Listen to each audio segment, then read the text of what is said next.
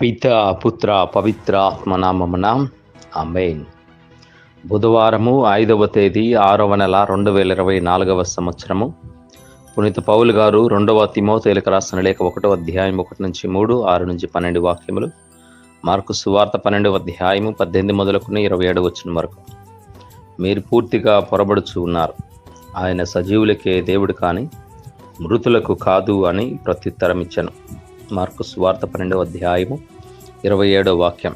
ప్రియా దేవుని బిడ్డలారా, ప్రభు అయిన దేవుడు సజీవులకే దేవుడని, మనందరూ కూడా తన యొక్క రాజ్యంలో చేసుకోవడానికి ఎల్లప్పుడూ సహకరిస్తాడని, అటువంటి దేవుని యొక్క కృపానుగ్రహాలు నిండుగా పొందుకుంటూ దేవుని యొక్క ప్రియమైన బిడ్డలుగా, సజీవ బిడ్డలుగా, దైవరాజ్యంలో ప్రవేశించే బిడ్డలుగా మన యొక్క జీవితాన్ని తయారు చేసుకోవడానికి ప్రయత్నాలు చేద్దాం.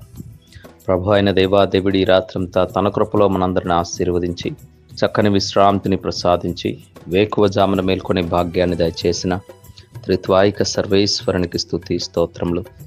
ఈనాటి వాక్యముల ద్వారా భగవంతుడు ఈరోజంతయు మనందరినీ సకల కీడుల, ప్రమాదాల, పిచాచి తంత్రం నుండి సంరక్షించాలని, చేయబోయే ప్రతి పనిలో తోడుగా ముందుకు నడిపించాలని, ప్రయాణంలో సురక్షితంగా గమ్యస్థానాలు చేర్చాలని, అనారోగ్యంతో బాధపడుతున్న వారికి స్వస్థతను, వృద్ధ వయసులో ఉన్న వారికి ఆవశ్యక్తిని, బలాన్ని దయచేయమని, మరణించిన ఆత్మలకు నిత్య విశ్రాంతిని ప్రసాదించమని, జన్మదినోత్సవాలు, వివాహ మహోత్సవాలు, ఇతర వేడుకలు జరుపుకున్న ప్రతి బిడ్డని దీవించాలని, కష్టపడుతున్న వారికి తగిన ఫలితంతో ఆశీర్వదించమని, చదువుకున్న వారికి అవసర జ్ఞానవరాలతో నింపమని, చక్కటి వాతావరణాన్ని, వర్షాలను కురిపిస్తూ పైరు పంటలు సమృద్ధిగా పండే భాగ్యాన్ని దయచేయమని, కథోలిక శ్రీ సభను దీవించమని, వివాహం నిమిత్తమై సిద్ధపడుతున్న వారిని దీవిస్తూ విడిపోయిన కుటుంబాలు కలిసి జీవించే భాగ్యం, సంతానం లేని వారికి సంతాన ప్రాప్తిని భగవంతుడు ప్రసాదించమని, ఎవరైతే యొక్క వాక్యాన్ని వింటున్నారో వారందరి కుటుంబాలు దేవుని యొక్క కృప అనుగ్రహాల చేత ఎల్లకాలం దీవించబడాలి అని మనస్ఫూర్తిగా కోరుకుంటూ త్రిత్వాయిక సర్వేశ్వరుడి నామంలో